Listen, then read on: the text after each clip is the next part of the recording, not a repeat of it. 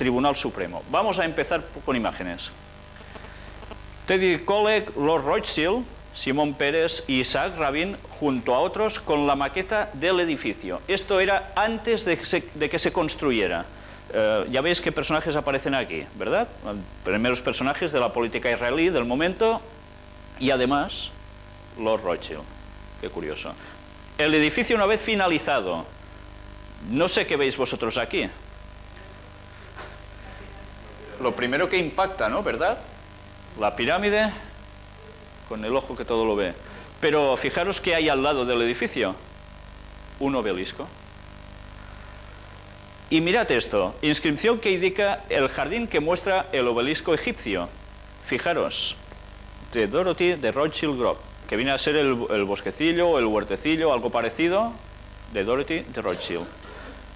Y mirad ahora esto, no os perdáis esta inscripción.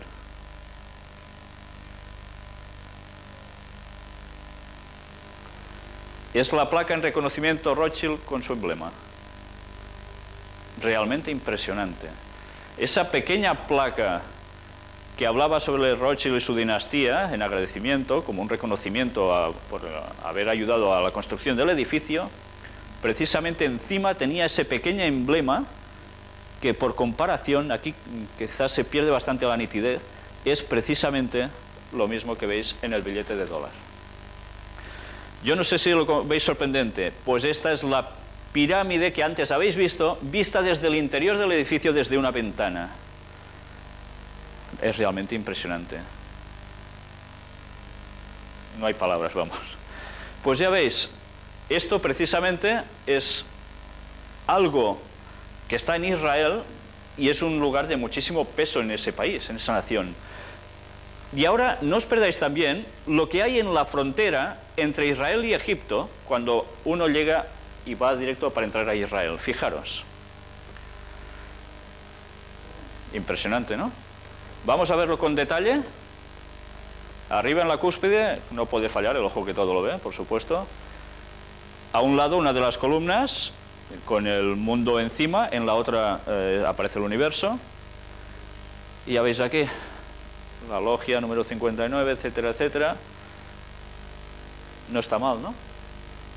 Pues ya veis, ¿quién está dominando Israel, en definitiva? Vamos a ver algo realmente impresionante. Le voy a pedir a Ángel que nos lo traduzca. Está en inglés.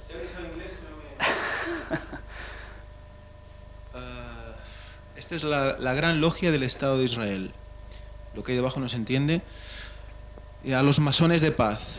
El honorable Isaac Rabin. Su Majestad el Rey Hussein. Y el honorable de Jordania, perdón. Y el honorable Bill Clinton. Dice con un esto es ardiente y fraternal, con una ardiente y fraternal felicitación a los firmantes del acuerdo de paz entre Israel y Jordania. No está nada mal. Y luego Efraín Fox, presidente de la Orden de Masones de Israel. Firma. Yo no sé si os habéis fijado, los tres personajes que aparecen aquí son verdaderamente importantes. Isaac Rabin, que era el primer ministro de Israel, el rey Hussein de Jordania y Bill Clinton, presidente de Estados Unidos en su momento. Todos masones de paz. ¿Y qué dice que hacen? Un acuerdo de paz entre Israel y ¿quién? Precisamente Jordania.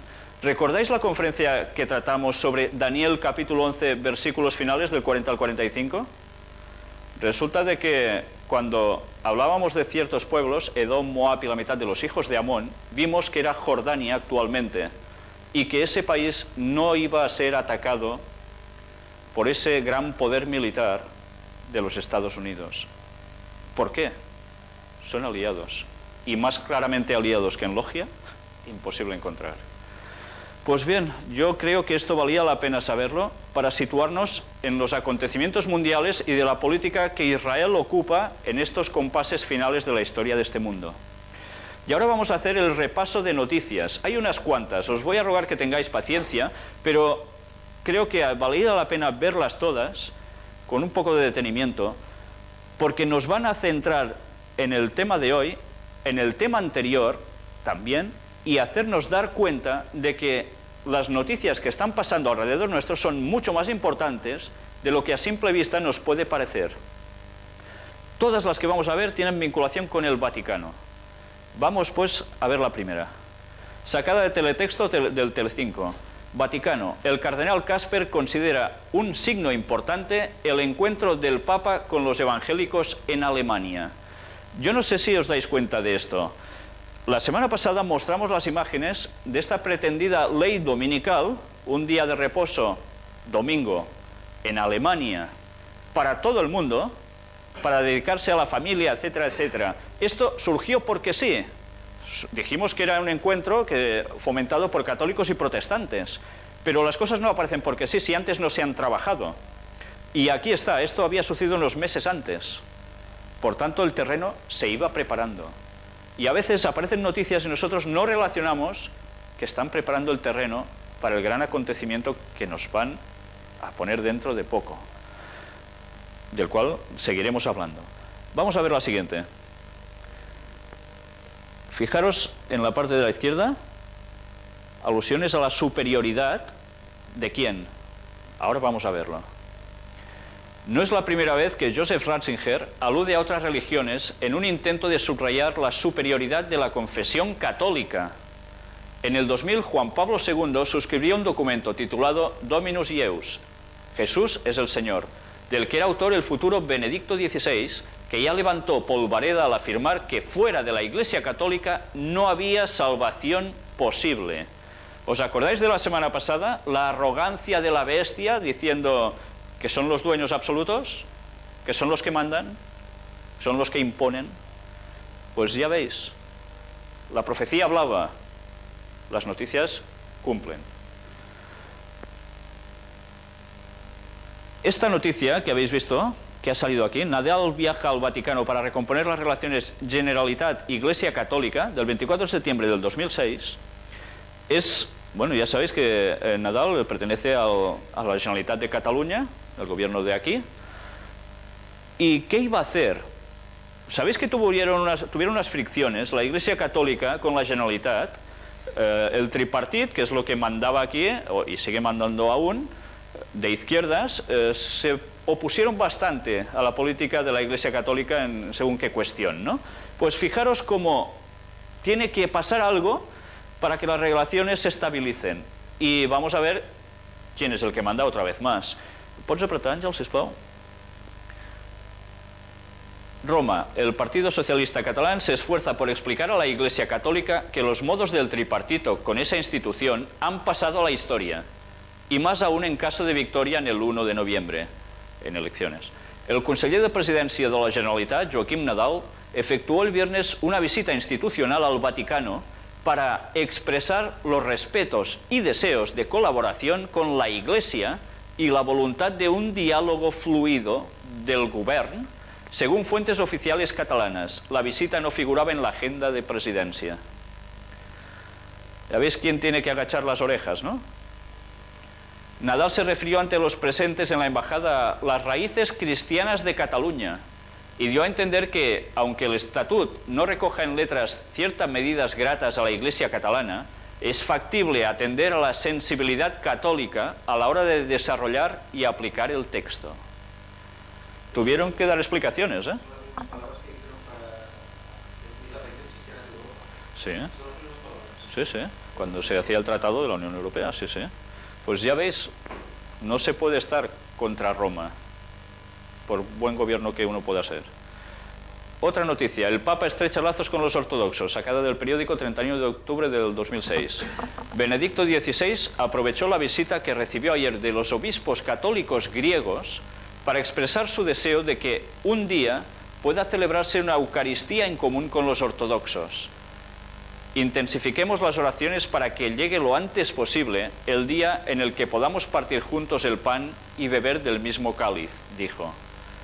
Ya veis que entonces lo que aquí se estaba buscando era la unidad entre católicos y católicos ortodoxos de ese otro país. El Papa inicia su viaje más complejo, sacado de La Vanguardia, lunes 27 de noviembre de 2006. Viaje complicado, concebido para el diálogo ecuménico, es decir, entre las varias confesiones cristianas. Pero el viaje, ¿recordáis dónde era? Si habéis visto lo anterior, era precisamente a Turquía. Benedicto XVI recalcó también el encuentro con la Iglesia Ortodoxa, que culminará en una declaración ecuménica conjunta con el patriarca de Constantinopla, Bartolomé I, en Estambul. Por último, bla, bla, bla. Fijaros que lo que se estaba buscando se ha ido fraguando hasta aparecer una noticia posterior que ya también comentaremos. Ahora vamos aquí a La Vanguardia, domingo 11 de febrero del 2007, ya de este año, cumbre ecuménica en Barcelona. Fijaros que nos dice aquí, el Opus Dei organiza el encuentro en lo que representa su compromiso a favor del ecumenismo. El Opus Dei es quizás quien tiene más peso dentro de la organización vaticana actualmente. Pues ya veis lo que hacen, a qué se dedican. De hecho, el catolicismo catalán, históricamente, es pionero en el proyecto ecuménico y en el diálogo doctrinal y cordial entre las diversas confesiones cristianas. Obispos como Josep Pont i Gol y Ramón Torrella impulsaron este espíritu a mediados del pasado siglo. Ya no viene de ahora la cosa. Fue en aquella época cuando, entre otras iniciativas, se creó el aún existente Centre Ecumènic de Catalunya, que dirige el capuchino Joan Botàm. Esta postura del Opus Dei, que es una institución, y aquí se amplía, con fidelidad estricta al Santo Padre, no deja de ser un signo de los tiempos y de la senda por la que la Iglesia Católica encaminará sus pasos en el futuro inmediato. ¿Se va a cumplir la profecía o no? Ya veis cómo va todo encarado. Los vaticanólogos, en efecto, consideran que una de las grandes líneas de actuación del Papa Joseph Ratzinger es la dinamización de los contactos ecuménicos y la reconstitución del abandonado diálogo entre cristianos, especialmente entre católicos y ortodoxos. Eso es así mientras la anhelada visita papal de reconciliación con Rusia está en el horizonte. Fijaros, reconciliación papal con Rusia. Como en su día recordó Salvador Piet Ninot, profesor de la Facultad de Teología de Cataluña y de la Pontificia Universidad Gregoriana de Roma. Fijaros cómo cada vez más el ecumenismo se extiende por todas partes. Por su parte, Antoni Pujals, vicario del Opus Dei para Cataluña, se refirió, entre otros aspectos, a la unidad de los cristianos cuando fue preguntado por La Vanguardia sobre la cara y la cruz de la gestión de Joseph Ratzinger al cumplirse el primer año de su pontificado. La cruz, dijo Pujals, podría ser que no ha tenido aún suficiente tiempo para lograr la unidad de los cristianos, aunque se dan pasos. Por tanto, ¿es su objetivo o no es su objetivo el ecumenismo? La unidad de cristianos. Está clarísimo, y la profecía lo estaba diciendo con muchísimos años de antelación. Sacada de ADN, 19 de febrero del 2007, la Europa Cristiana se reúne en Barcelona. El encuentro contará con la presencia del presidente del Pontificio Consejo para la Promoción de la Unidad de los Cristianos, el cardenal Walter Casper. Esta reunión, organizada por el Opus Dei y el Arzobispado de Barcelona, se engloba en el proceso abierto para fomentar la comunicación entre las diferentes iglesias cristianas de Europa, la católica, la protestante y la ortodoxa. El ecumenismo es un movimiento de unificación de las diferentes confesiones cristianas que este año tiene su culminación en la tercera Asamblea Ecuménica Europea, que se celebrará en septiembre en Sibiu, Rumanía. Ya celebrada. No sé si recordasteis las noticias, este encuentro ya se hizo. Los pasos que se van dando son continuos y normalmente a nivel de calle, a nivel de la opinión pública, esto tiene poca trascendencia. Nadie o muy pocas personas se dan cuenta que todo lo que se está haciendo va a cambiar el mundo enormemente y todos nos vamos a ver implicados porque el poder de la bestia va a ser total.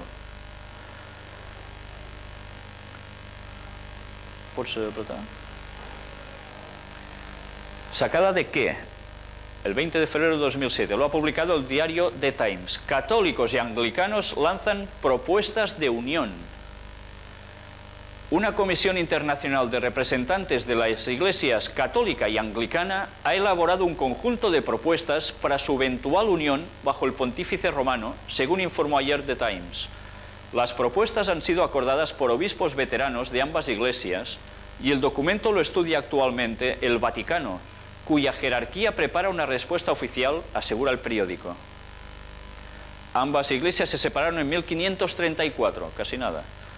Esta noticia se produce mientras los arzobispos de las 38 provincias de la Comunión Anglicana siguen reunidos en Dar es Salaam, donde intentan evitar un cisma sobre la ordenación de homosexuales en el seno de la Iglesia Episcopaliana de Estados Unidos.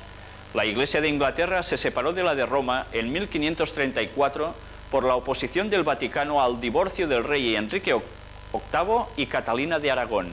Fijaros en algo muy interesante. Primero se crea un posible cisma. ¿En quién? En la Iglesia Episcopaliana, que es la Iglesia Anglicana en Estados Unidos. ¿Debido a qué? Se dejaba que homosexuales fueran sacerdotes. Evidentemente esto tenía que tener una reacción por parte de los feligreses, que ni mucho menos la mayor parte estaría de acuerdo en esto. ¿Por qué se permitió esto? ¿Por qué se permitió minar a los episcopales? Para que la gente pidiera otra vez volver a las raíces. Y las raíces fundamentales de estos, ¿dónde estaban? Pues están precisamente en Roma.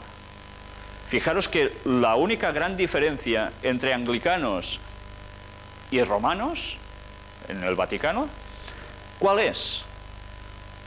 Pues sencillamente este fue el motivo. Enrique VIII se divorció y se tenía que volver a casar. Desde Roma no se lo aprobaron. Y él dijo, pues ahora yo soy cabeza de la Iglesia en mi país. Esta es la gran diferencia, no hay otra. Si por fin esto se arregla, ¿a quién van a volver? A la Iglesia Madre. Y esa es Roma. Vamos a ver la siguiente noticia. Sacada de 4 en teletexto, 13 de mayo del 2007. El Papa insiste en que la familia es el centro de la misión evangelizadora de la Iglesia. Fijaros, hasta ahora hemos hablado de una serie de noticias muy ecuménicas y ahora de repente nos aparece el tema de la familia. ¿Tiene que ver algo esto? Nosotros, a través de la profecía, sabemos que este va a ser uno de los enclaves, de los puntales, en el que precisamente el Vaticano va a hacer fuerza para volver a unir al cristianismo y a la sociedad. Y aquí lo tenéis.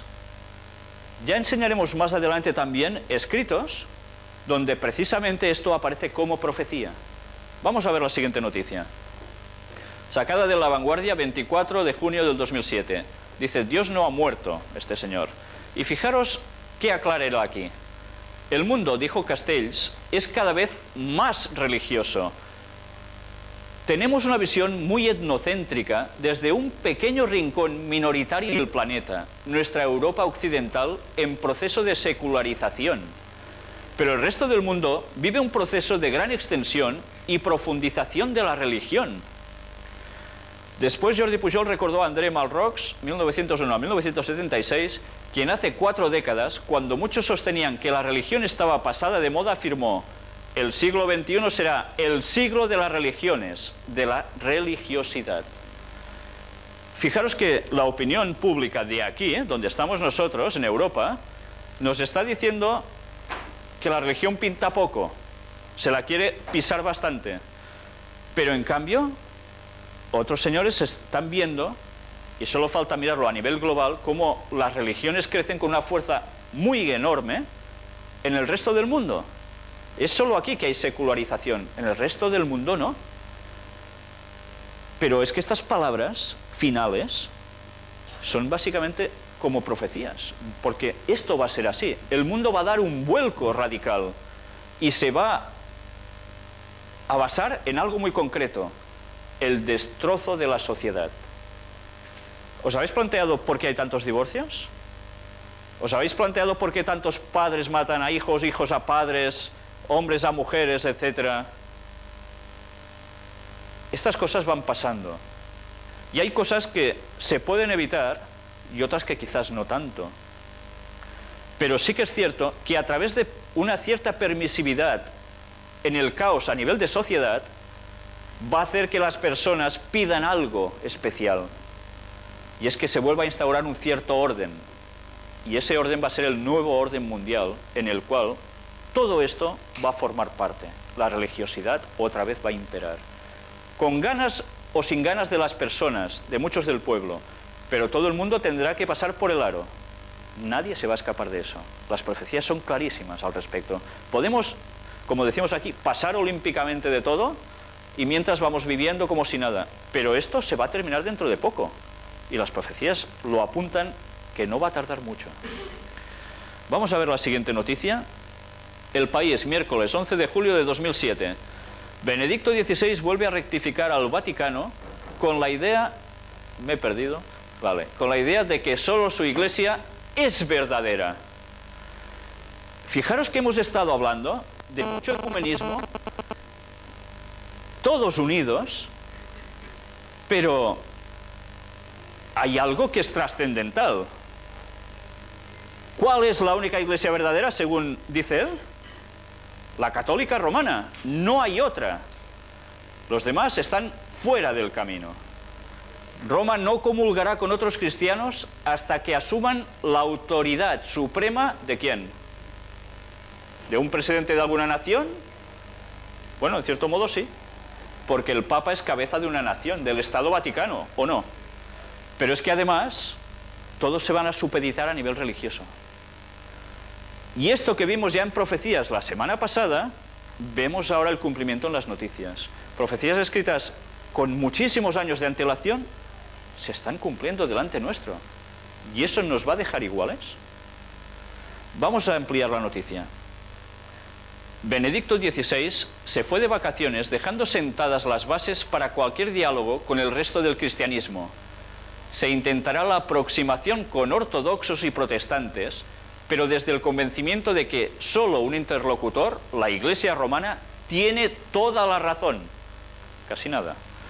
La comunión con la Iglesia universal, cuya cabeza visible es el obispo de Roma y sucesor de Pedro, no es un simple signo externo de la Iglesia particular, sino uno de sus principios constitutivos internos, por lo que quienes no respetan la autoridad papal sufren en realidad una carencia objetiva en su misma condición de Iglesia particular.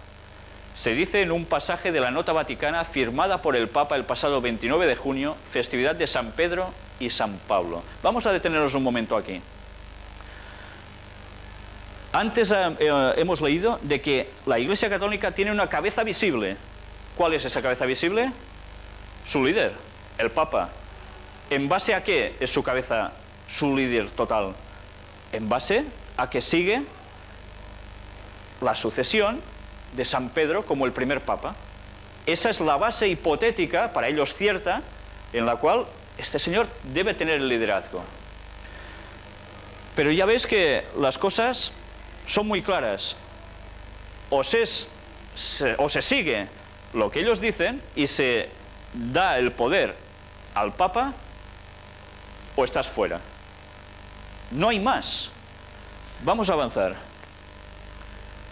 La fecha no se escogió al azar, ya que la Congregación para la Doctrina de la Fe basa su descalificación del resto del cristianismo en el hecho de que rompieron con la obediencia al sucesor de San Pedro, en el caso de los ortodoxos, o además dejaron de respetar el sacerdocio sacramental en el caso de los protestantes. Paramos aquí un momento. ¿Sabéis qué es la doctrina de la fe? La Congregación para la Doctrina de la Fe. Antiguamente tenía otro nombre. ¿Alguien lo recuerda? La Inquisición, el Tribunal de la Inquisición. Es lo mismo, con un cambio de nombre. Quizás ahora no hacen ejecutar a nadie, se podría hablar de eso, pero al menos no da esta sensación. Pero sus raíces son las mismas. Y recordáis, Roma no cambia. Quien quiera pretender pensar de que la política de Roma es distinta, en su fondo, se equivoca de lleno. Roma no cambia ni cambiará jamás. Al contrario, los demás tendrán que cambiar para acoplarse a Roma. Porque si no, la mano dura volverá. Y este va a ser el tema que también vamos a tratar hoy. Y fijaros con el sacerdocio sacramental. ¿Qué es esto? Pues nos está remitiendo otra vez al asunto de Eucaristías, a la misa. Ya iremos viendo algo más al respecto. El texto muy esperado puede parecer involucionista. Llega después del motu proprio papal que devuelve vigencia a la vieja liturgia en latín. Hago un paro aquí. Vosotros habíais ido hace, bueno, no sé, claro, tenéis muchas edades distintas aquí, pero yo de pequeño recuerdo ir a iglesias católicas, hace unos 30 y pico de años largos, y haber oído misas en latín. Y esto era lo tradicional, porque antes la misa siempre era en latín, y algo más, ¿era de caras a la gente o de espaldas a la gente? De espaldas. El sacerdote se giraba y le daba la espalda mientras hacía la misa en latín. El Papa, aquí no recuerdo que hayamos incluido esta noticia, dijo de que las misas iban a ser en latín, en según qué sitios, sobre todo en donde hubiera nacionalidades distintas, porque era el idioma común para todos. Con la cual cosa, si no sabéis latín ya podéis ir a misa, que a ver de qué os enteráis.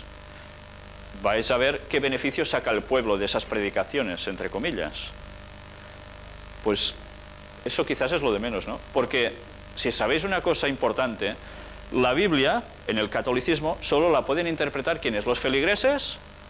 No. La curia, los que mandan, los sacerdotes.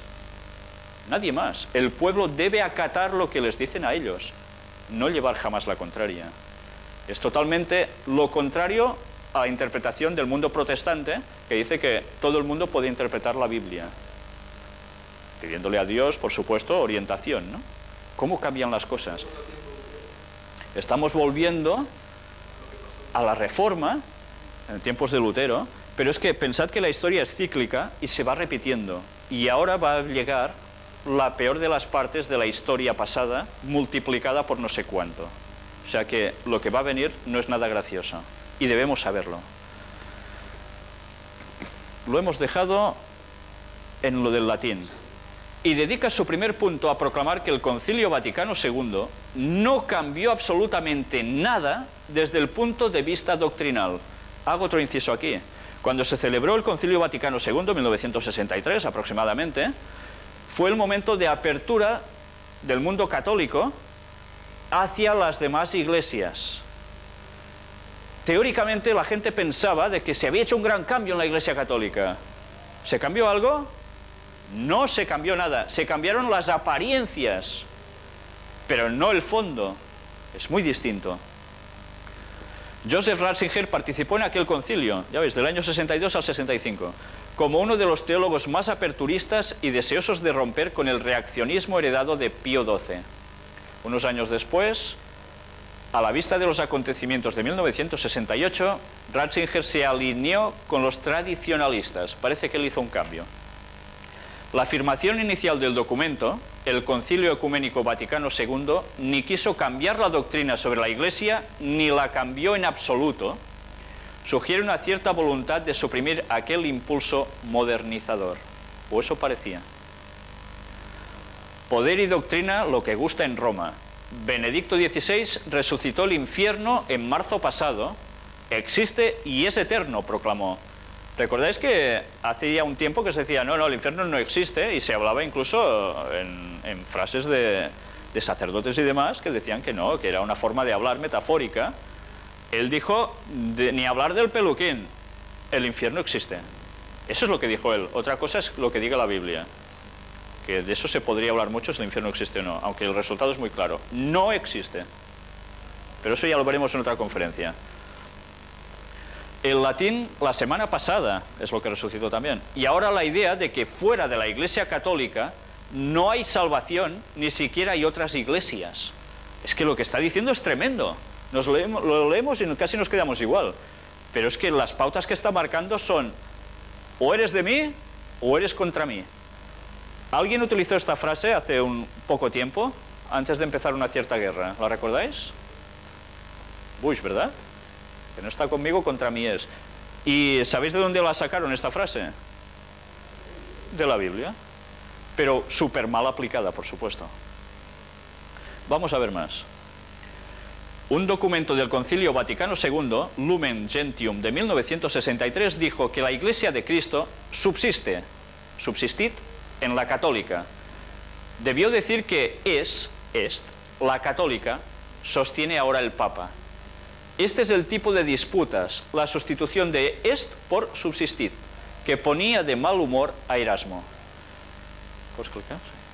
Lo cuenta en Elogio de la locura, decenas de teólogos discutiendo semanas enteras si era pecado menos grave matar a 1 millar de hombres que coser en domingo el zapato de un pobre.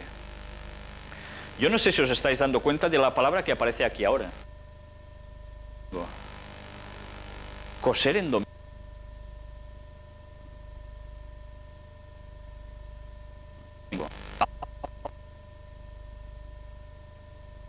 Esto nos puede parecer una auténtica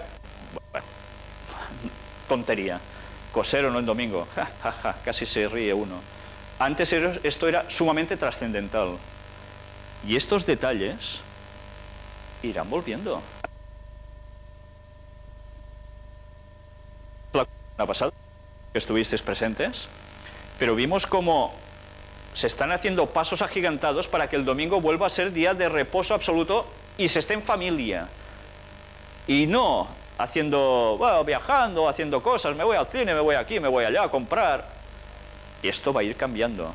Y estamos viendo, tenemos el privilegio de estar viendo estos pasos proféticos que se están cumpliendo delante nuestro. Cuando yo era niño, esto era profecía aún. Ahora están empezando a ser realidades. En los transcurso de mi vida estoy viendo cómo precisamente se está cumpliendo todo. Y estos son los pases finales para la historia del mundo final. Se acaba, no hay más. Aunque la cosa va a seguir. Luego hablaremos de otras profecías que no terminan con la historia que vamos a conocer, sino que aún van más allá. Pero esto va a ser tema de más adelante. Aunque se puede afirmar rectamente, según la doctrina católica, que la Iglesia de Cristo está presente y operante en las iglesias y las comunidades eclesiales, que aún no están en plena comunión con la Iglesia católica, que aún no están, está diciendo. Si dice que aún no están, es que van a estar. Gracias a los elementos de santificación y verdad presentes en ellas, el término subsiste es atributo exclusivamente a la Iglesia católica.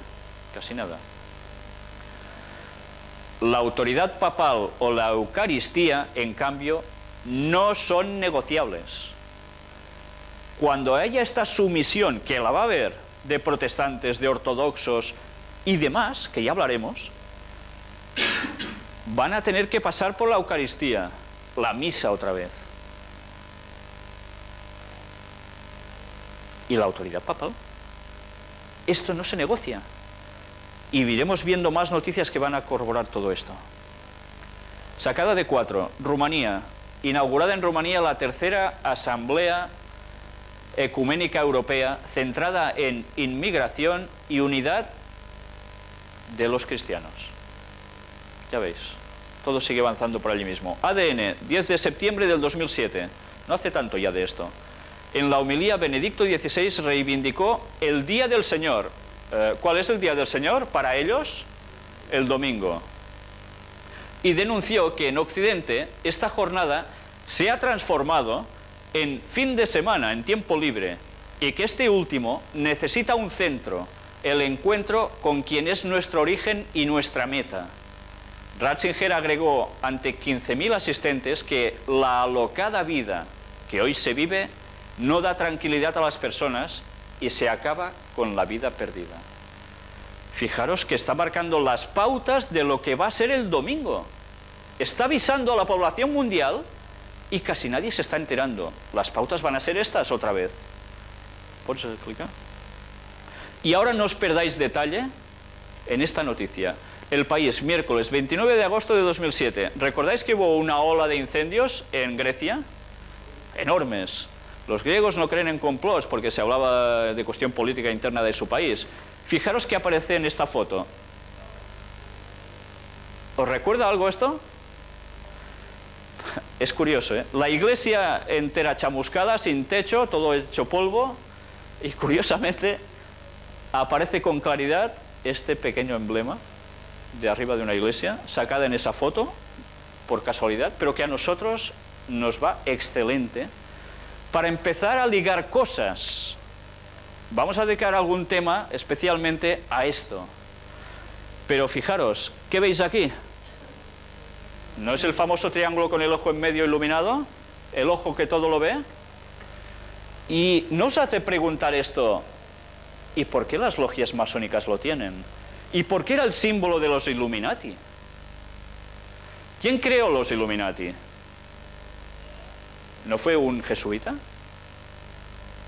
Se utilizó el mismo emblema y que aparece en muchísimas otras iglesias. Algún día pasaremos fotos de iglesias donde aparece esto, en Francia también. Utilizan el mismo emblema. ¿Por qué? ¿Una casualidad? ¿O es que todo tiene un fondo en común? Veremos cómo precisamente esta es la parte cierta. Vamos a ver ahora una filmación sacada de una emisora de televisión católica.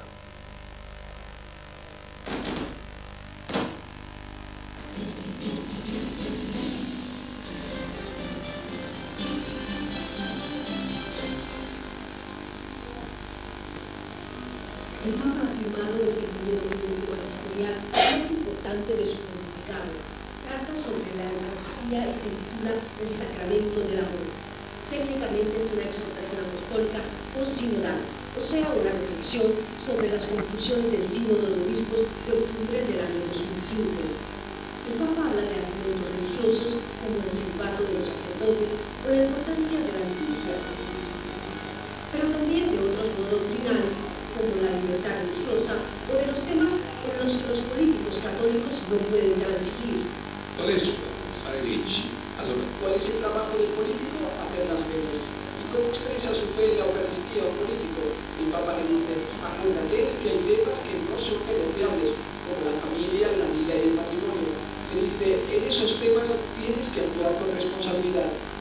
El cardenal Scola ha contabilizado en este documento más de 50 consejos prácticos, desde que los sacerdotes estén siempre disponibles para que la gente pueda confesarse, hasta que en las misas por personas de varios países se use el latín.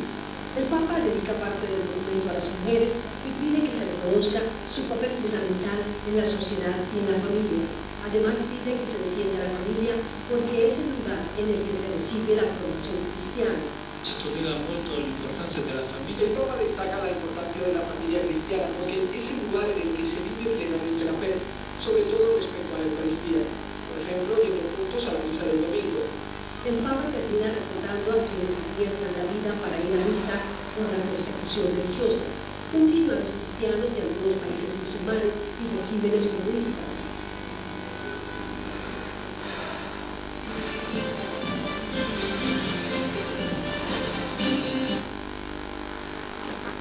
¿Os habéis dado cuenta de la cantidad de cosas que aparecen solo en este pequeño trozo? Sobre todo, fijaros, la familia va a ser la base de lo que ellos los va a mover. Pues bien, hasta aquí hemos hecho un buen repaso de noticias. Ahora vamos a incluir otras dos, las vamos a comentar muy brevemente y ya pasaremos al tema de hoy y su plena vinculación con lo que hemos estado viendo.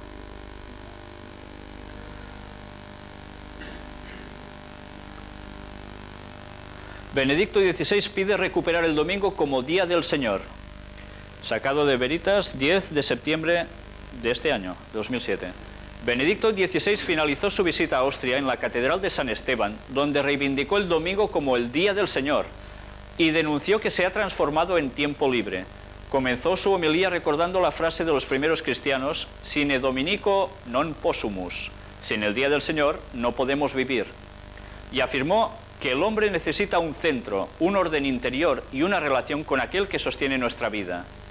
Para el Papa, el domingo tiene que ser la jornada de la gratitud y alegría por la creación, y afirmó que hoy, ante las intervenciones del hombre que ponen al mundo en peligro, es más necesario que nunca darle esa dimensión al séptimo día.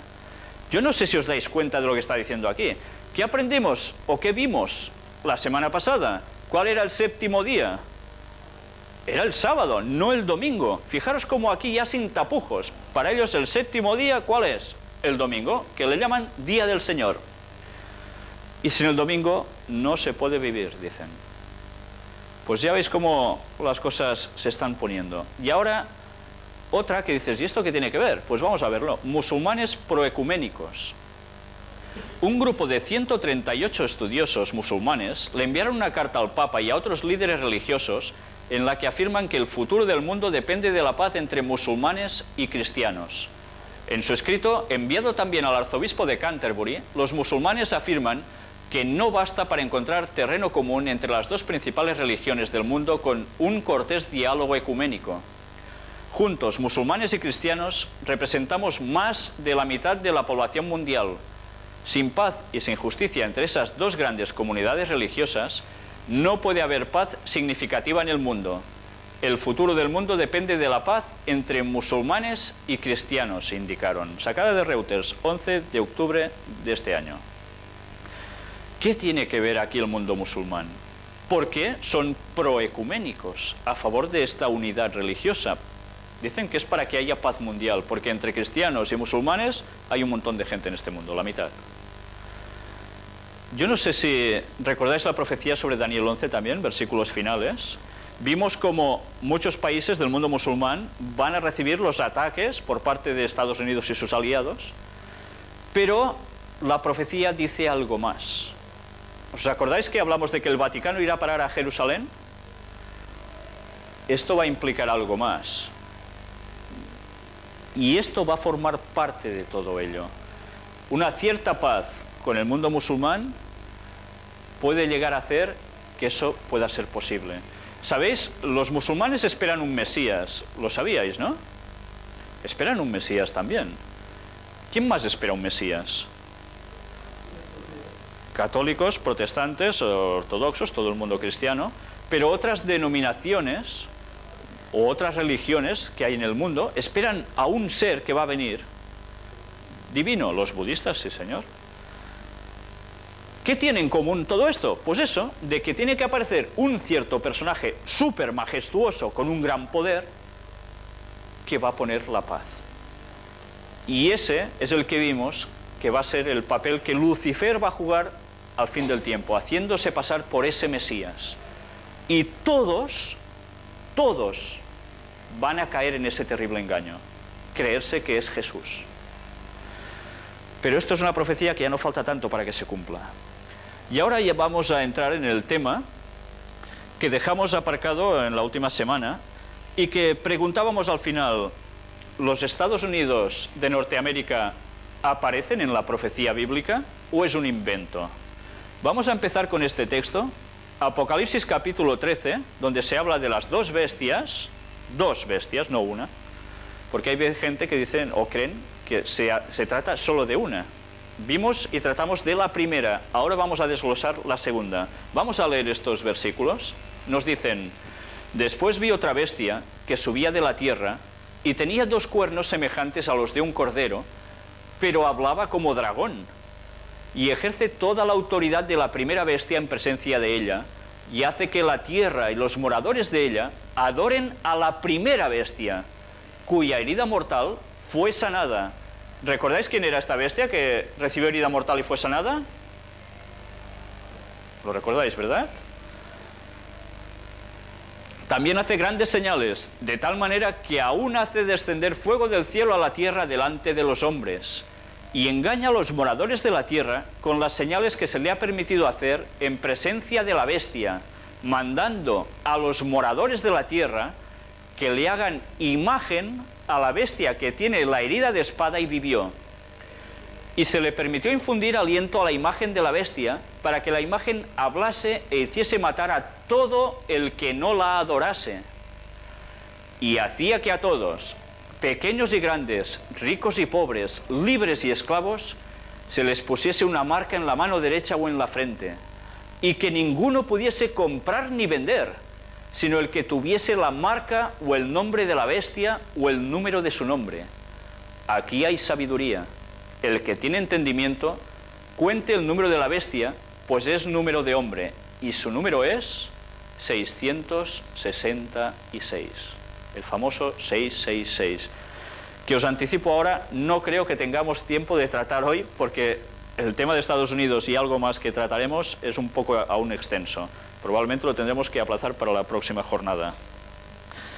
Pues vamos a ver quién es esta otra bestia que subía de la tierra y tenía dos cuernos semejantes a los de un cordero, pero que hablaba como dragón. Aquí tenemos lo que más o menos podía ver el profeta, ¿no? Un cierto bicho, un búfalo, con dos cuernos, así parecidos a los de un cordero. Fijaros, la bestia de dos cuernos no es, por tanto, parte de la primera bestia, son dos de distintas. ¿Qué más vemos ahora aquí? Tierra, de donde sale esta bestia, dice que sale de la tierra. ¿Recordáis? La anterior decía que salía de ¿qué sitio?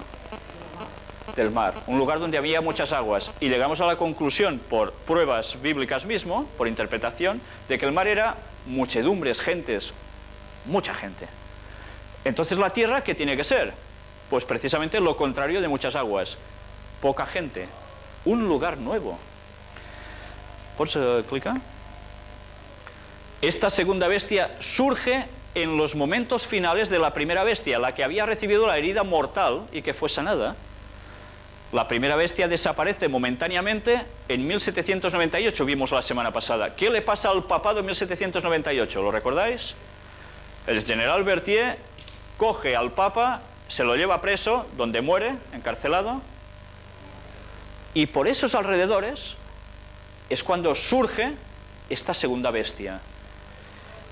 Vamos a ver, ya que tenemos determinado el espacio de tiempo en el cual surge esta segunda bestia, ¿quién es? ¿Qué nación surgió en esos avatares de la historia? Solo hubo una nación que surgió en esa época. ¿Recordáis alguna nación? Esta. Los Estados Unidos de Norteamérica. ¿Será esta la bestia, la segunda bestia de Apocalipsis? Si nos remitimos a una profecía apocalíptica, simbólica, que habla de Babilonia, y de la cual ahora vamos a hacer una mención muy escueta porque lo tenemos que dejar para más adelante, Babilonia significa confusión, y es el símbolo o representación de poderes religiosos. Una unión de poderes religiosos. Muy complicado esto, ¿eh? Si nos basamos en esto, ¿cuál es la religión que impera en este país? Hasta ahora ha sido clave el protestantismo. Es la religión que manda en general en Estados Unidos. Las bases de la Constitución de los Estados Unidos, de Norteamérica, expresan precisamente la clara separación entre Iglesia y Estado. Son dos cosas que van distintas, no se pueden unir. Por tanto, ¿qué sucede con eso? Queda garantizada la libertad religiosa para todos. Pero curiosamente ahora hay una presión muy fuerte de judíos, de protestantes y católicos que están presionando, diciendo de que es una mala interpretación de la Constitución que Iglesia y Estado vayan separados. Esto es tremendo. No se había planteado nunca esto en Estados Unidos hasta hace pocos años. Y ahora cada vez está cogiendo más fuerza esta versión. Vamos a ver, precisamente en un resumen aquí, dos cuernos semejantes a los de un cordero. ¿Qué significa eso? Pues juventud, inocencia, ser manso. Y recordamos, el cordero también era símbolo de Cristo. Entonces, ¿qué eran esos dos cuernos de esta bestia? Pues veíamos que los cuernos eran el reino en sí, ¿no? Es el carácter de su gobierno y sus dos principios fundamentales. Estados Unidos se ha basado siempre en republicanismo y ¿qué más? Protestantismo. Estos son los dos pilares de esta nación. Pero fijaros ahora qué cambio tan tremendo ha sufrido Estados Unidos. Vamos a ver una carta que no tiene desperdicio, escrita en 1945 por, mirad, aquí lo tenéis, Truman, que era el presidente de Estados Unidos, al cardenal Pacelli, el papa de la época, al terminar la Segunda Guerra Mundial. Vamos a leer y os daréis cuenta de cuál era la política y el pensamiento de esa nación y cómo las cosas han cambiado dramáticamente en muy poco tiempo. No tiene desperdicio esta carta. Dice, estimado señor Pacelli, como bautista, que es la religión a la que él pertenecía, y como jefe del ejecutivo de la mayor y más poderosa nación del mundo, en la cual todos me llaman simplemente señor Truman, no puedo dirigirme a usted como su santidad, título perteneciente a Dios. Ya dices, toma, primera pedrada, ¿no?, que le suelta. Nosotros en los Estados Unidos consideramos todos los hombres iguales delante de Dios y nos dirigimos a ellos por sus verdaderos nombres. Por eso mismo es que me dirijo a usted simplemente como señor Pacelli. El pueblo que me eligió como su jefe ejecutivo es una nación democrática, amiga de la paz. Por lo tanto, mi deber es procurar la cooperación de aquellos que realmente hayan dado pruebas de desear la paz y trabajar para conseguirla, no de los que gritan paz y fomentan la guerra. No creo que usted ni su iglesia se encuentren entre los que verdaderamente procuran la paz y trabajen por ella. Vaya pedrada también. En primer lugar, nuestros antepasados, fundadores de esta gran nación, conociendo por la historia pasada la naturaleza de vuestra iglesia, amante de la política y de la guerra, sentaron como principio de nuestro gobierno no permitir vuestra intromisión en nuestros asuntos de gobierno. Aprendieron bien esta lección con la historia europea, y por eso estamos convencidos que nuestra democracia durará mientras no aceptemos vuestra intromisión, como lo hicieron los gobiernos de Europa, que enredasteis con vuestras doctrinas e intrigas políticas. Fijad si lo tiene claro, ¿eh? La democracia dura hasta que la Iglesia Católica Romana se ponga allí dentro. Y eso ya ha pasado, ya lo veréis. Thomas Jefferson, uno de los más sabios de este país, dijo esto mismo cuando declaró: la historia no nos demuestra ningún ejemplo de algún pueblo manejado por el clero que tenga un gobierno civil y libre. ¿Y antes os habéis fijado que el Papa hablaba de libertad religiosa? Por eso, usted es la última persona del mundo que puede enseñarme la forma de dirigir a mi pueblo por el camino de la paz. Para refrescar su memoria, le voy a recordar algunos hechos. Fue vuestro predecesor en el Vaticano, el Papa Pío XI, el iniciador de toda la agresión fascista con los tratados luteranos realizados con Mussolini en 1929, donde dijimos que marcaba el qué, donde la herida mortal de la bestia era sanada. Se le devolvía al Papa el Vaticano y empezaban a ser un Estado. Este fue el principio de la traición a la civilización cristiana. Fue ahí el comienzo de los horrores caídos sobre Europa y el mundo, cuyas consecuencias estamos sufriendo ahora. Un notable escritor e historiador de mi país, Lewis Mumford, que no es comunista ni odia a los católicos, escribió lo siguiente en su libro Faith for Living, libro que publicamos en 1940. La traición al mundo cristiano se efectuó claramente en 1929, con la concordata que se realizó entre Mussolini y el Papa. Dice más: desafortunadamente, los propósitos del fascismo están en profundo conflicto con los de una república libre, como lo es la de los Estados Unidos. En este trabajo la Iglesia Católica fue una aliada, una potente aliada de las fuerzas de la destrucción. En esa época, pocos de los que vivimos en los Estados Unidos conocíamos la verdadera naturaleza del fascismo, como usted y el Papa Pío XI la conocían, pues fueron ustedes los que fomentaron y aliaron su Iglesia a ellos, al fascismo. Usted mismo fue especialmente preparado, como joven sacerdote, diplomático de la Iglesia, con el propósito específico de ayudar a Alemania a prepararse para la guerra mundial. Usted y el Kaiser en Suiza urdieron intrigas contra los aliados durante la Primera Guerra Mundial. Usted estuvo 12 años en Alemania, donde tomó parte en la subida de Hitler al poder, habiendo hecho acuerdos con él y con el execrado von Papen, un segundo papa que ayudó a Hitler a tomar el poder, cuya firma, como la de Eugenio Cardenal Pacelli, juntamente con la de Hitler, constan en la concordata con el Vaticano firmada en 1933. Nadie jamás creerá que usted ignorase el complot que Hitler y sus nazis estaban preparando contra nosotros. El propio biógrafo católico dijo que usted, durante esos años, era el hombre más bien informado del Reich.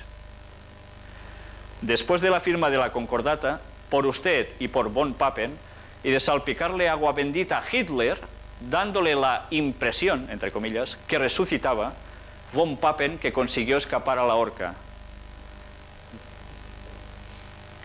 Vuestros cardenales y obispos bendecían en Roma las armas de guerra de los soldados enviados contra los indefensos etíopes.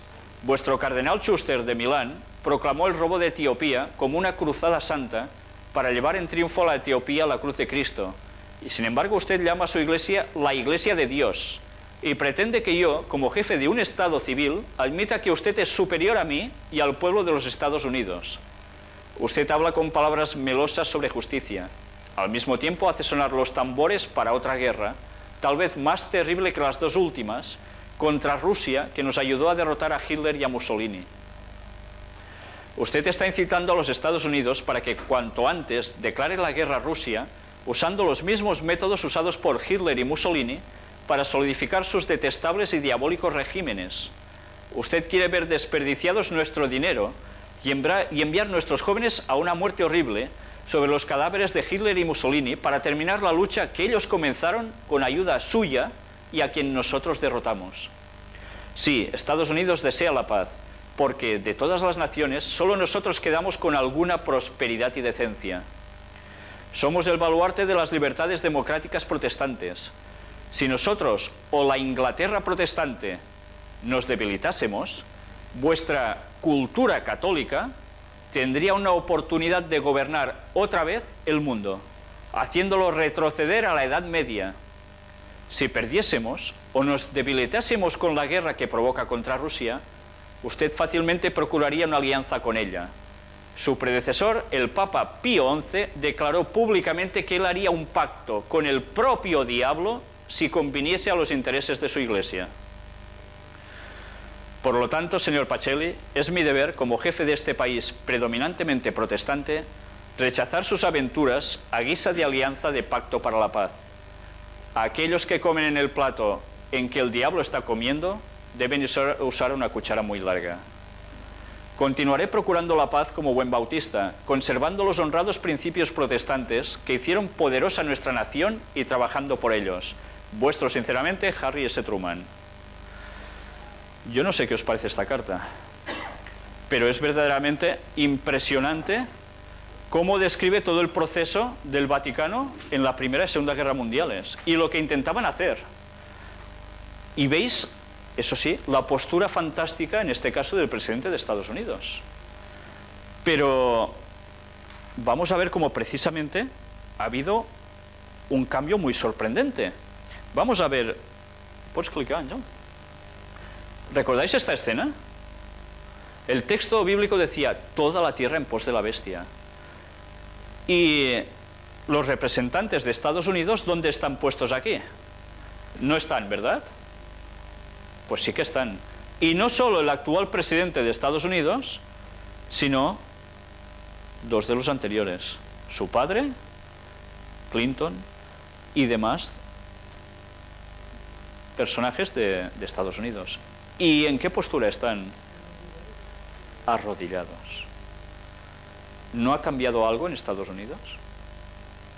La profecía es muy clara y lo iremos viendo ahora. Veremos cómo desde el año 45 para acá han pasado cosas que trascienden lo que nadie podía llegar a imaginar si no se hubiese conocido la profecía bíblica a fondo. ¿Puedes clicar? Decía el texto, pero hablaba como dragón. Esto es cambio de actitud en algún momento de su historia. Decía que tenía cuernos como de cordero, pero hablaba como dragón. Estados Unidos nació de un modo muy manso, huyendo del catolicismo en Europa. Y luego va a hacer un cambio en su historia. Va a hablar como un dragón. ¿Quién es el dragón? ¿Lo recordáis? Satanás. Pues, a pesar de todo, recordemos que esta profecía dice algo muy concreto. Nos pinta el panorama ¿contra quién? Contra el pueblo de Dios auténtico. Y no debemos olvidar esto. Se nos está hablando aquí de papado, de Estados Unidos, pero sobre todo se está pintando el panorama contra el pueblo auténtico de Dios. Y precisamente es algo que ya se está fraguando y que dentro de poco vamos a contemplar y a vivir quizás. ¿Qué es el hablar de una nación? El hablar de una nación es precisamente los actos de sus autoridades legislativas y judiciales.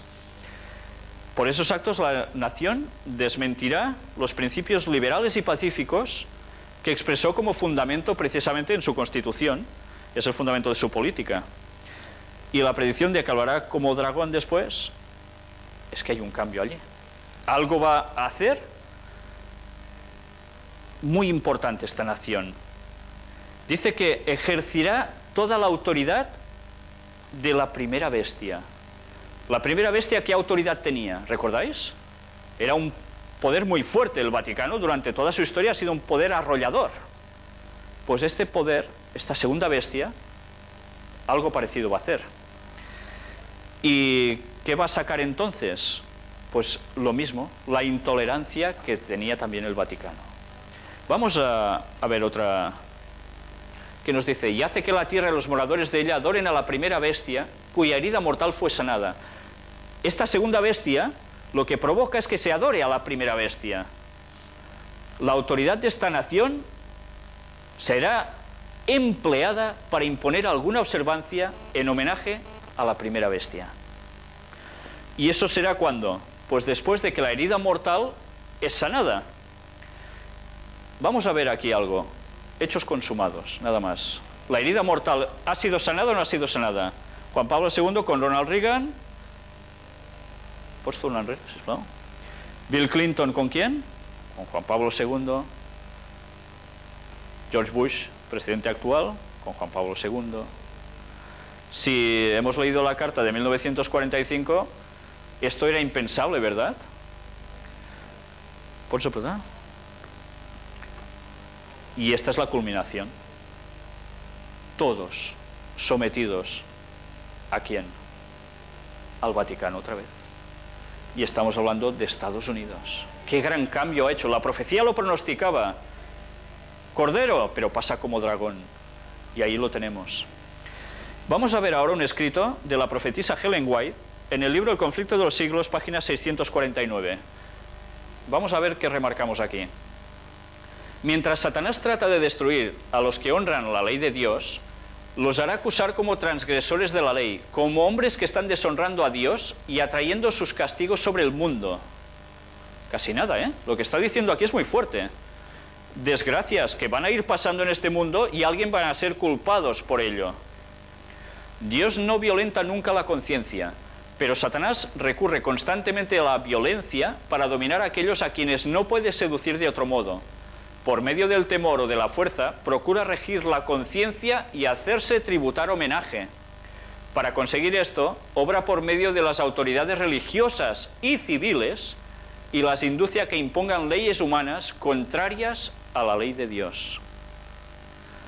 Los que honran el sábado de la Biblia serán denunciados como enemigos de la ley y del orden, como quebrantadores de las restricciones morales de la sociedad y por lo tanto causantes de anarquía y corrupción que atraen sobre la tierra los altos juicios de Dios. Sus escrúpulos de conciencia serán presentados como obstinación, terquedad y rebeldía contra la autoridad. Serán acusados de deslealtad hacia el gobierno. Los ministros que niegan la obligación de observar la ley divina, está hablando de ministros del Evangelio, de predicadores, predicarán desde el púlpito que hay que obedecer a las autoridades civiles porque fueron instituidas por Dios. En las asambleas legislativas y en los tribunales se calumniará y condenará a los que guardan los mandamientos. Se falsearán sus palabras y se atribuirán a sus móviles las peores intenciones. A medida que las iglesias protestantes rechacen los argumentos claros de la Biblia en defensa de la ley de Dios, desearán imponer silencio a aquellos cuya fe no pueden rebatir con la Biblia. Aunque se nieguen a verlo, el hecho es que están asumiendo actualmente una actitud que dará por resultado la persecución de los que se niegan en conciencia a hacer lo que el resto del mundo cristiano está haciendo y a reconocer los asertos hechos en favor del día de reposo papal. ¿Cuál era el día de reposo papal? El domingo. Los dignatarios de la Iglesia y del Estado se unirán para hacer que todos honren el domingo y para ello apelarán al cohecho, a la persuasión o a la fuerza. La falta de autoridad divina se suplirá con ordenanzas abrumadoras. La corrupción política está destruyendo el amor a la justicia y el respeto a la verdad. ¿Estáis de acuerdo en esto? En todos los países solo se nos habla de que políticos corruptos, vemos los tejemanejes de la política que dan asco, al final dan asco. Pues ya veis cómo todo se está cumpliendo. Y hasta en los Estados Unidos de la libre América se verá a los representantes del pueblo y a los legisladores tratar de asegurarse el favor público doblegándose a las exigencias populares por una ley que imponga la observancia del domingo. La libertad de conciencia que tantos sacrificios ha costado no será ya respetada. En el conflicto que está por estallar veremos realizarse las palabras del profeta: airóse el dragón contra la mujer y se fue para hacer guerra contra el residuo de su simiente, los que guardan los mandamientos de Dios y tienen el testimonio de Jesús. Hago un momento de parón aquí. El dragón, ¿sabéis quién es? Satanás, por símbolos. La mujer. Bíblicamente hay dos mujeres. Una que es pura y la otra que es una gran ramera, llamada Babilonia. Símbolo de dos iglesias. Una iglesia buena y la otra que no precisamente. ¿Y qué hacen? Pues juntos, esos dos malos poderes hacen guerra contra los que guardan los mandamientos de Dios. Y entre ellos, ¿qué mandamiento destaca que han sustituido ellos, como vimos la semana pasada? El sábado. El sábado se pisa, pues por tanto se persigue a ese pueblo que guarda el sábado. Y se les va a aplicar a ellos un montón de desgracias. Pues bien, vamos a ver un poco, o nos vamos a preguntar, ¿qué es la marca de la bestia? ¿Cuál es el 666? ¿Qué es ese decreto que prohibirá comprar y vender?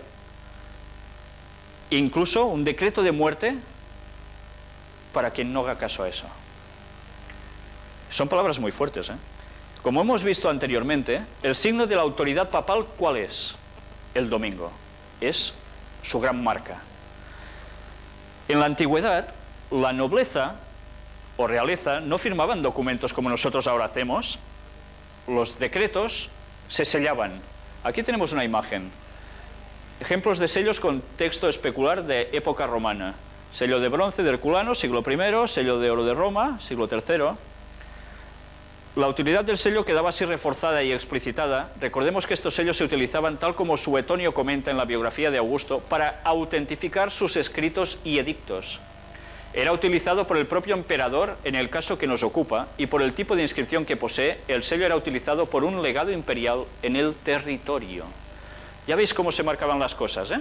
Con sellos. Era el signo de autoridad. Pero fijaros cómo precisamente ley y sello va unido.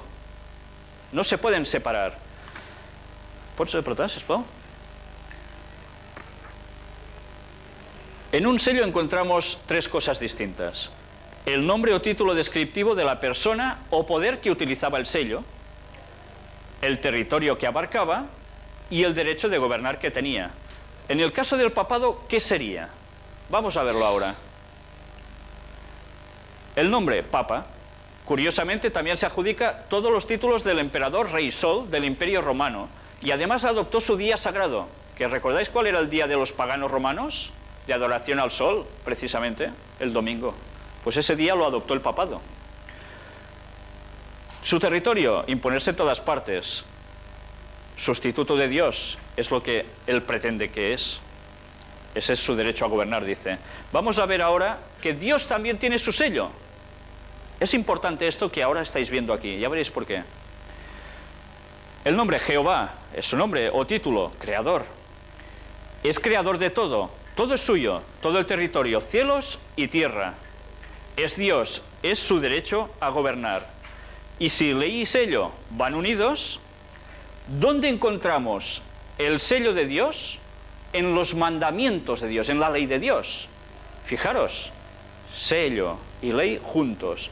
¿Hay algún mandamiento en la ley de Dios que determine cuál es el sello de Dios? Vamos a verlo ahora. Tres textos distintos. El primero, Éxodo 20, del 8 al 11, donde se encuentran los 10 mandamientos. Acuérdate del día de reposo para santificarlo, que en otras versiones ya nos dice claramente sábado. 6 días trabajarás y harás toda tu obra. Mas el séptimo día es reposo para Jehová tu Dios.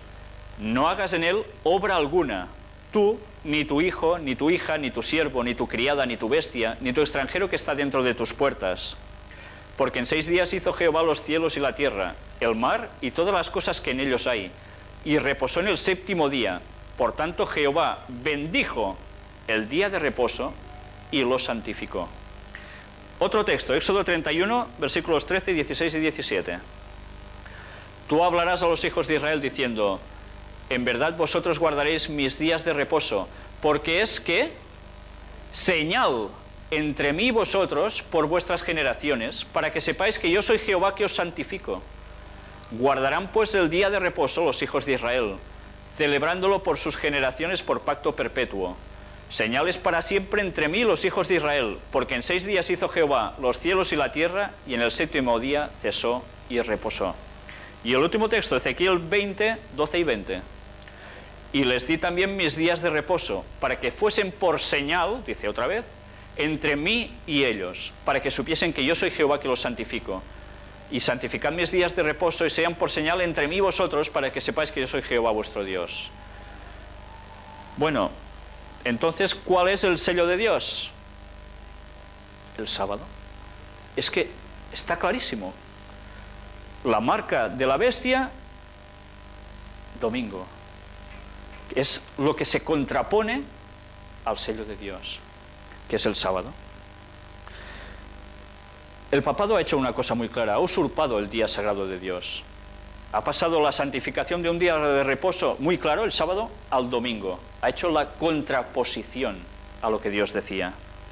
Pero el sábado es solo para los judíos. Sabéis que los judíos tradicionalmente siempre han guardado el sábado, y se dice, en el mundo cristiano en general, que el sábado era solo el día para los judíos. Vamos a ver si es solo para los judíos o no. Veamos las respuestas precisamente en textos bíblicos, para que veáis que nadie se inventa nada aquí. En la creación, Dios ya santificó el sábado y se lo dio al hombre. Adán fue el primer hombre que estaba viviendo en la tierra. ¿Era judío Adán? Claro, sería judío, sería chino, sería de todo un poco, porque todas las naciones han salido de él, bíblicamente hablando. Pues vamos a ver qué pone en esos momentos de la creación del hombre. Génesis capítulo 2, versículos del 1 al 3. Fueron pues acabados los cielos y la tierra, y todo el ejército de ellos. Y acabó Dios en el día séptimo la obra que hizo, y reposó el día séptimo de toda la obra que hizo.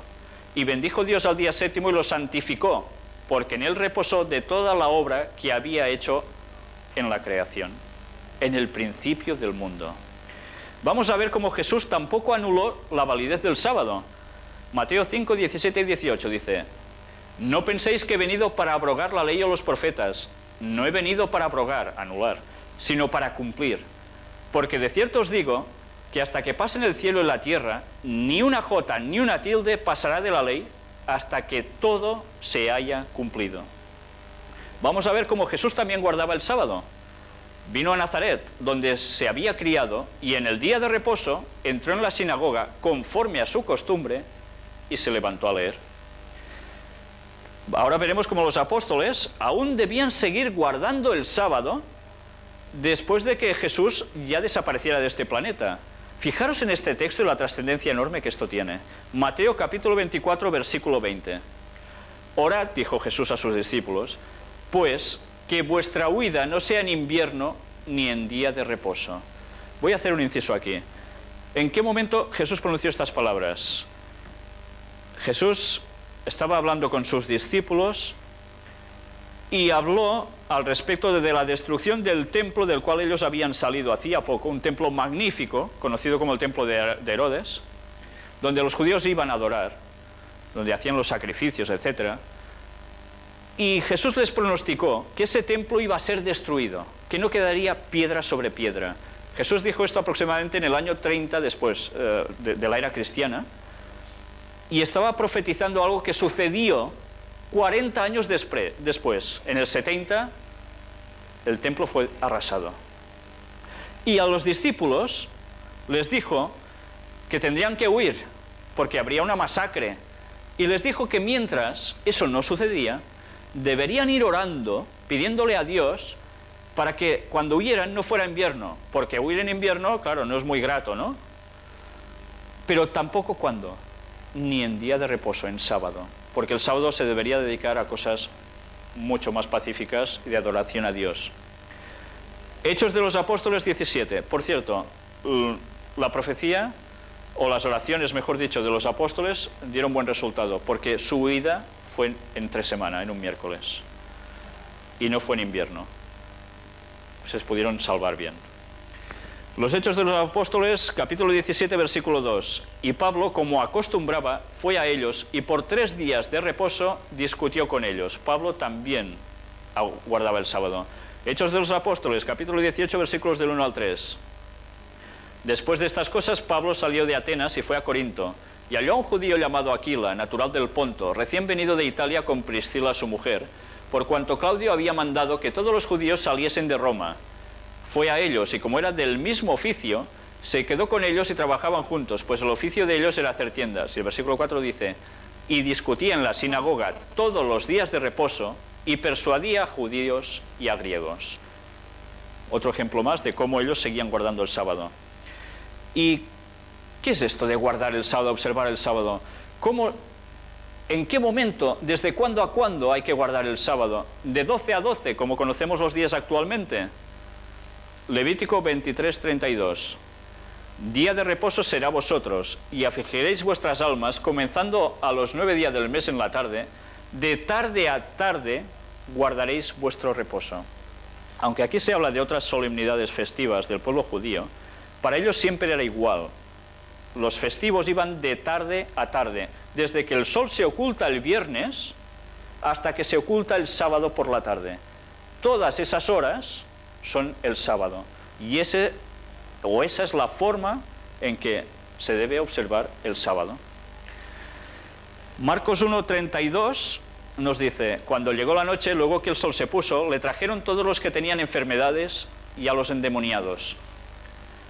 ¿En qué momento le traen a Jesús los endemoniados? ¿Cuando es pleno sábado? No, cuando el sol ya se ha ido. Fijaros que hasta en esto eran escrupulosos guardando el sábado, quizás a veces en exceso, porque se pasaban un poco de la rosca, pero tenían muy claro que el sábado iba de puesta de sol a puesta de sol. Y ahora un texto que es sumamente sorprendente. ¿Sabéis? En la eternidad, cuando la historia de la humanidad haya terminado, y aún hay profecías que hablan de eso, que van más allá, el sábado, ¿qué va a pasar? Porque va a seguir habiendo sábados, va a seguir habiendo ciclos semanales. Fijaros en esta sorprendente profecía del libro de Isaías, capítulo 66, versículos 22 y 23. Porque como los cielos nuevos y la nueva tierra que yo hago permanecerán delante de mí, dice Jehová, así permanecerá vuestra descendencia y vuestro nombre. Y de mes en mes, y de día de reposo en día de reposo, o de sábado en sábado, vendrán todos a adorar delante de mí, dijo Jehová. Por tanto, el sábado tiene una trascendencia que va desde el origen del mundo y se va a perder por la eternidad. Como hemos visto, no ha habido nunca un cambio de eso. Por tanto, la opresión de la bestia va a ser, ¿cuál? Imponer el domingo sustituyendo al sábado de Dios y prohibiendo comprar y vender a quien no quiera aceptar eso. Por tanto, el sábado, según las profecías, va a ser el punto del gran conflicto del tiempo del fin. Y es lo que va a definir quién es de Dios y quién no. Esta es la clave de lo que va a pasar en el mundo dentro de muy poco. La profecía anuncia que la bestia, la segunda bestia, la de 2 cuernos, que es Estados Unidos, va a dar el poder a la primera bestia, al papado. Y él, Estados Unidos, como poder fuerte, ¿qué va a hacer? Pues obligar, a través de las leyes civiles, que se observe el domingo como día de reposo a nivel general, planetario. Y esto es profecía que se está preparando su cumplimiento delante nuestro y nos está pasando desapercibido.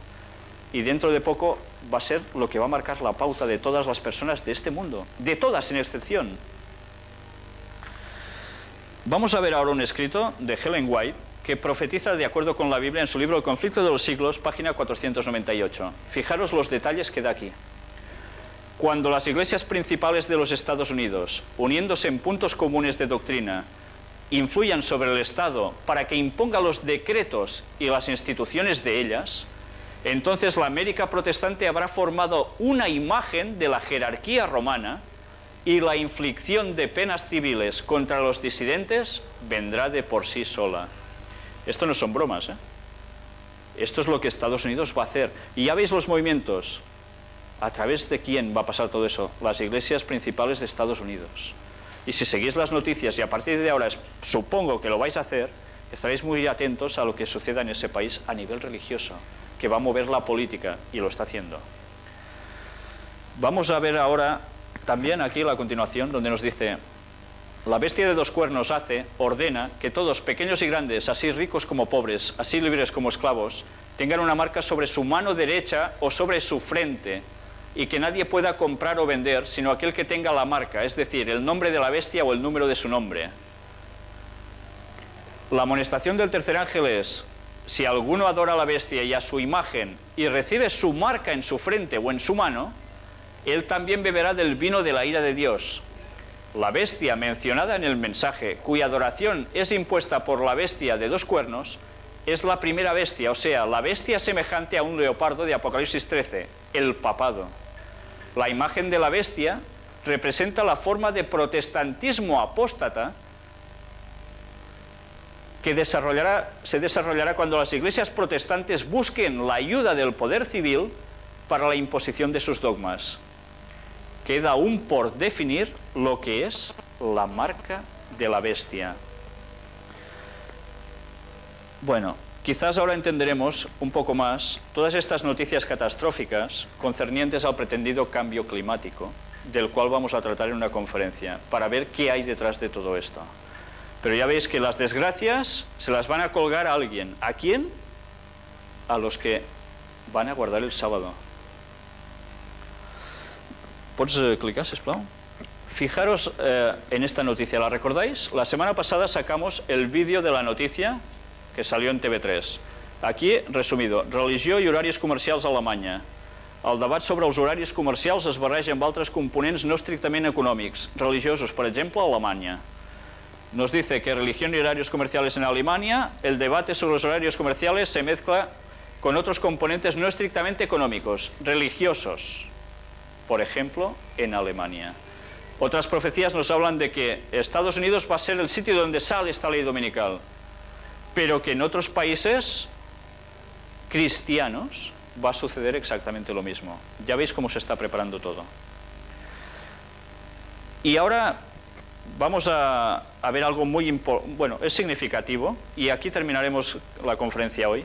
Una curiosidad. En astronomía nos han quedado unos signos que tienen una equivalencia que es realmente pagana. ¿Pots verlo?